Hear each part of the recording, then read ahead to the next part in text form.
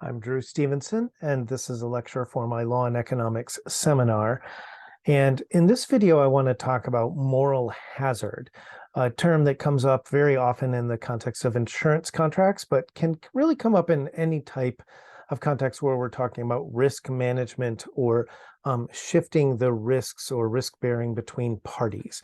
So let's take a look at moral hazard. The phrase moral hazard itself has evolved quite a bit over the last 2 centuries. So don't get confused if you read old books or old authors talking about moral hazard in a much more sort of preachy tone. And even today, it can have a range of meanings in different legal contexts, and whether a law professor is talking about it or an economics professor or a government and political science professor. As a general rule, for purposes of my course, moral hazard refers to the perverse incentives that arise when third parties help insure against the risks from our activities. In the most extreme sense, it can refer to the temptation to commit arson on one's own property in order to collect insurance proceeds. Now, please note, if you're listening to this, that's a crime, right? That's actually multiple crimes. That's insurance fraud, and it's also arson.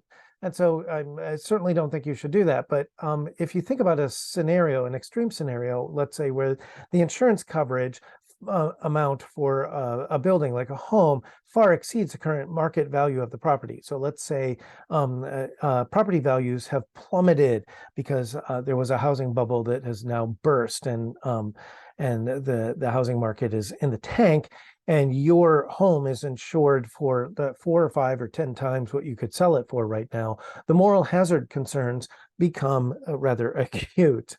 But even apart from this extreme case of arson for insurance fraud, merely having property insurance may make an owner somewhat, even a little bit less careful. So maybe they're more likely to smoke in bed, or to build a big fire in the fireplace, or to have a bonfire in the backyard. And any of these things where you're a little less careful raise the risk of fires. So this relaxed approach to risk can be subtle or even subconscious, but it may still increase the statistical likelihood of a fire. And the problem is that the insured assessed the risk of fires based on general statistics when it determined the price of its policies. And by price of its policy, I mean the premiums that policyholders pay. So most of my law students probably have car insurance premiums, and some of them are homeowners and have homeowners insurance, or have had at some point to take out a life insurance policy or a health insurance policy. And there's a premium, a monthly or annual premium you pay for an insurance policy.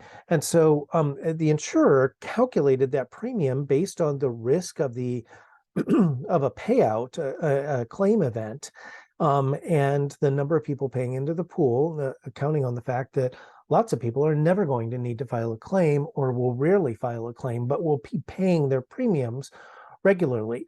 And so they set the price for the premiums. It's a competitive market out there, at a price where they can still remain solvent and make a profit.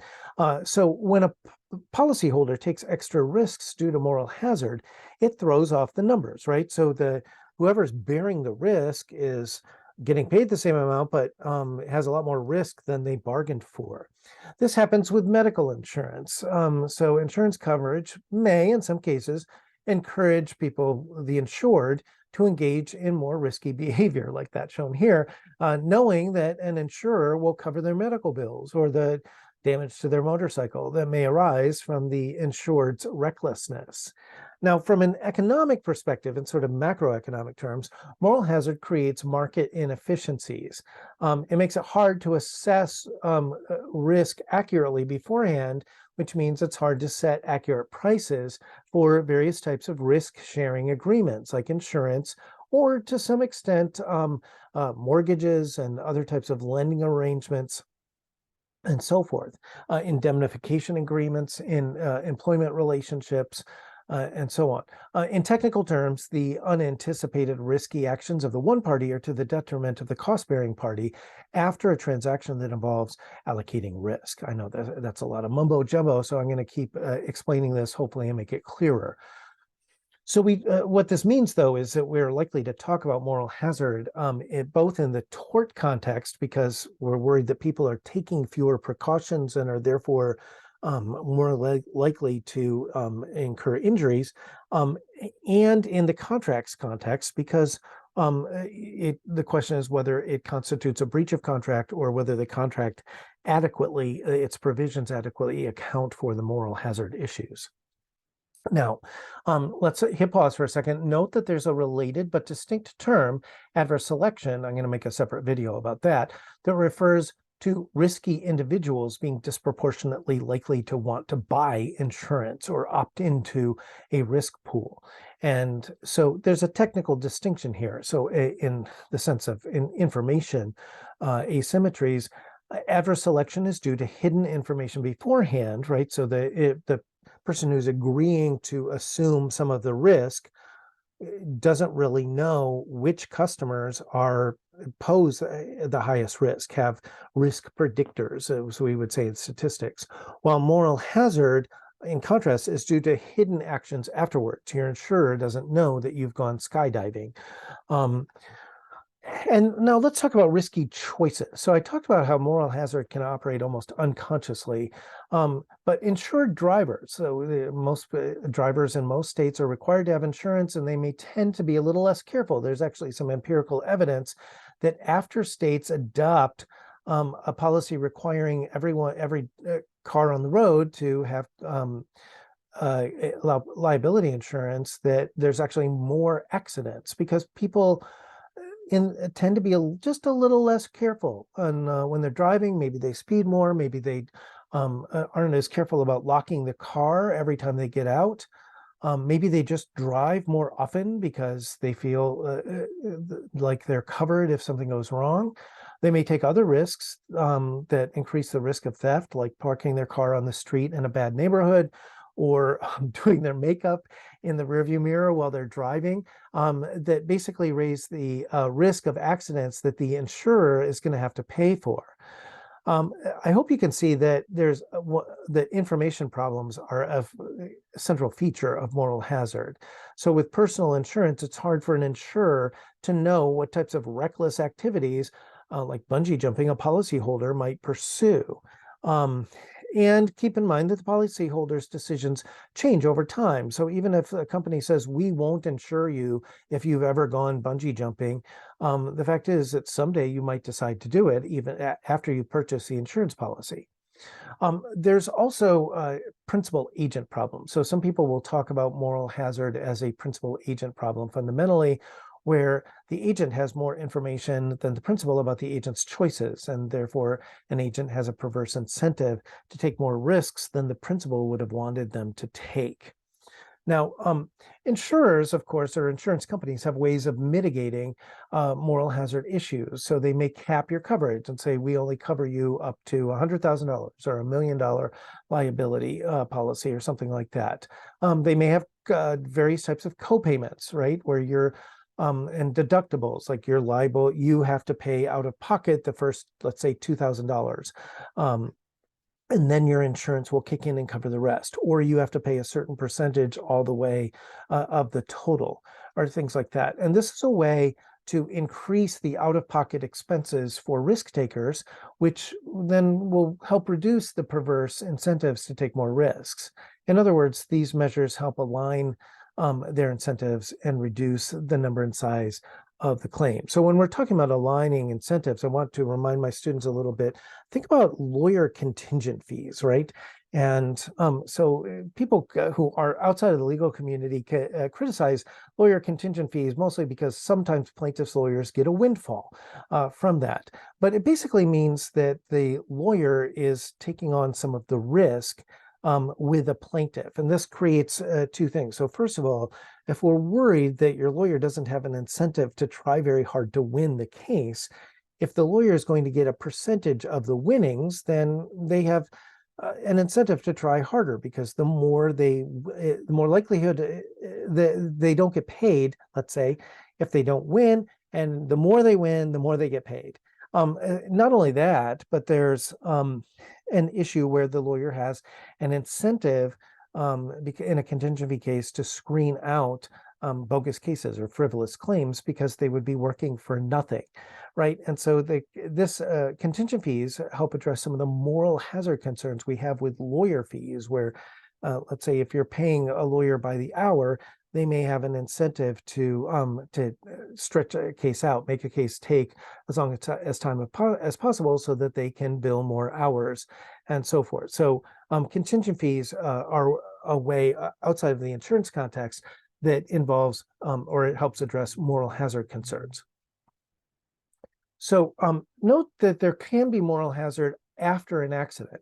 So an insured party may be more likely to ask an insurer to pay for more of their negative consequences or injuries from risk if they have coverage, or if they have more coverage, then they're going to ask their insurer to pay for more stuff. So I'll give an example. If you have a person who had no medical insurance, they might forego some medical treatment like elective surgeries or treatment for minor injuries, right? Bruises and concussions and stuff like that, and figure that they can just take care of themselves and deal with some substandard health for a while. But if they know that their medical care will be fully covered, they're more likely to get the medical care. And so this is, apart from engaging in risky activities, you also have a type of moral hazard that sets in after the injury occurs. We also have moral hazard for corporations. So if a corporation has various types of insurance or indemnification agreements, they may take on higher risks than they otherwise would, betting that their insurance will cover any resulting costs or losses. Note that heavily leveraged borrowers may have a similar perverse incentive. So we often talk about moral hazard in the insurance context, but it can arise with lending, right? So if you think about it, the borrower, what does the borrower have to lose if they default if they borrow the money and spend it all and don't pay it back, right? So they default on their loan. Well, it hurts their credit score. The lender may turn it over to a collection agency who will get whatever they can. But the fact is that the lender bears a lot of the risk of the default, that certain borrowers are not going to repay their loans or not repay all of the loan. And so there's a moral hazard component then in lender-borrower relationships. Let's talk about corporate bailouts by the government for a moment. Bank bailouts in a financial crash, or a bailout of the automobile industry. I think that's happened a couple of times just in my lifetime. Where Congress basically allocates millions or hundreds of millions or billions of dollars to bail out an industry, that can create moral hazard issues because firms may take more risks if they expect the government to rescue them from disaster, from infrequent crashes. Note that moral hazard can arise not only with private insurance and government bailouts, but also with other things. So I'm a big fan of student loan forgiveness. I hope that we have student loan forgiveness as a policy. I think it's a good idea, but it is, I recognize that people will raise an objection of moral hazard, that students will take out more loans than they otherwise would have if they think that they're going to get forgiven at some point and they won't have to pay it all back, or so they might borrow more and try not work their way through school, or they might get some extra degrees that they wouldn't have gotten otherwise. Amnesty programs. So we talk about amnesty in the immigration context, but it also comes up in other contexts, like after the Civil War, the federal government granted an amnesty to people who had fought for the Confederacy if they would swear loyalty or pledge loyalty and certain things like that. So after wars, there's amnesty programs. Sometimes there's governments will declare a tax amnesty, or basically something where they're letting people start with a clean slate after a lot of people have been violating the rules. And sometimes this is a very effective policy, but you can anticipate people are going to raise moral hazard concerns, that people basically, if they have a perverse incentive to break the rules if they are counting on the fact that in a few years they'll get to start over with a clean slate. Unemployment benefits, right? So you'll hear people criticize the unemployment benefit system or recipients saying that they have no incentive to go look for a job while they're still collecting their unemployment benefits, Social Security payments, retirement benefits may create a perverse incentive for people to worry less about saving for retirement. Victim compensation funds. So after 9/11, after the terrorist strike, Congress allocated hundreds of millions of dollars for a victims compensation fund. Some states have victims compensation funds for shooting victims, victims of gun violence. The federal government has a victim compensation fund for people who get injured from childhood vaccines. And those claims go through the specialized vaccine courts, essentially. And so the question is whether victim compensation funds create some moral hazard risks for the various parties involved, the victims or the wrongdoers, to engage in take on more risks because there's going to be some compensation. Think about government grants or even grants from private foundations, right? So the grant recipient might not have enough incentive to try to do a good job or use the money wisely or prudently or frugally or something like that. An area where I hear moral hazard brought up is with tenure for teachers, whether it's public high school teachers or university professors, with the idea that when people have sort of a high amount of job security or guaranteed employment, that they don't have an incentive to work hard, either maybe to improve their teaching or to publish or things like that. Of course, the same moral hazard issues would apply whenever you have some job security. So if you're working for your family, or you just have a job that gives a lot of security, like a government job or a company that rarely fires people. Let's talk about legal malpractice insurance for a moment. Like any other type of insurance, legal malpractice insurance could pose moral hazard issues for the lawyers who are insured. In other words, a lawyer, if they know that an insurance company is going to pay their clients when the lawyer makes a mistake, maybe the lawyer has subconsciously doesn't have to worry as much or be as cautious about making mistakes.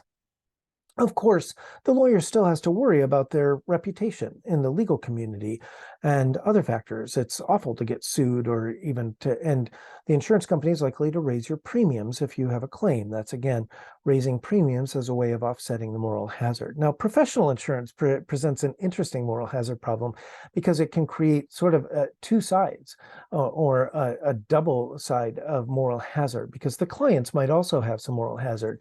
If you know that all of the law firms that you go to, let's say you're a big business and corporation and you only hire big law firms, and they all have professional insurance, or all the doctors that you go to, let's say, have medical malpractice insurance, you don't have to be as careful when you're choosing someone, because as long as they're basically competent, you know that if they really mess up, that their insurance is going to compensate you.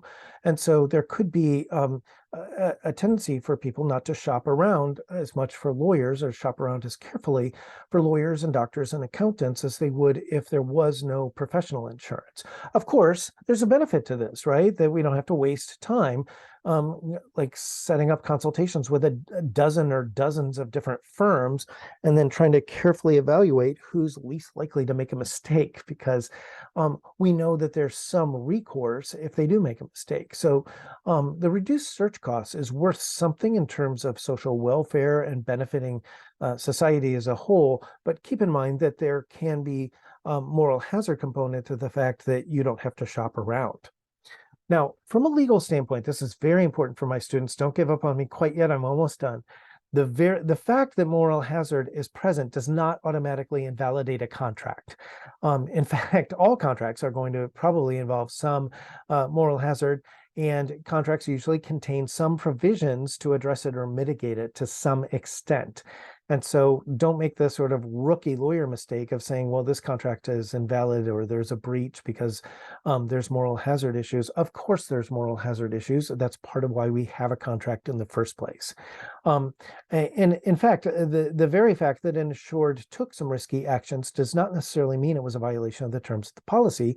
That's going to depend on the terms of the policy, right? It's a contract. So did they do something that's a breach? or did they merely take some more risks that weren't necessarily spelled out in the policy itself? Now, keep in mind that even though moral hazard is inherent in all risk management programs, this does not mean that insurance or other risk management programs are bad policy. Actually, they're a really good thing. So I want you to imagine a world with no insurance, right? Where insurance is illegal or it hasn't been invented yet. So in the old days, so let's go back to, let's say, the 1500s or 1600s. If you were a homeowner and your house burned down, you were going to be probably destitute, right? So you've lost all your possessions and now you're homeless because your house burned down. That's a devastating loss that you're unlikely to come back from. Or a business owner, an entrepreneur. If your factory burns down, or the warehouse where all your inventory was stored burns and you lose all of your stock and inventory, you had a shipload of, you were shipping stuff to across the ocean and you lost all your cargo or something like that. This could be a catastrophic loss that you couldn't recover from. And the prospect of that, because fires are pretty common and natural disasters are pretty common, would have a chilling effect on investment. And so, right, you might not bother starting a business. You might not bother building a home, because if you put in all that money into building a house and then it burns down, you've lost everything. And so risk management programs actually encourage investment and economic development, and may reduce poverty by creating a kind of a safety net for those who suffer catastrophic loss, right? So you're more likely to bounce back. If you get in a car accident or your house burns down, you're going to be able to start over. And if you didn't have insurance, that may not be true. And that concludes my kind of quick overview about moral hazard, and especially in the legal context.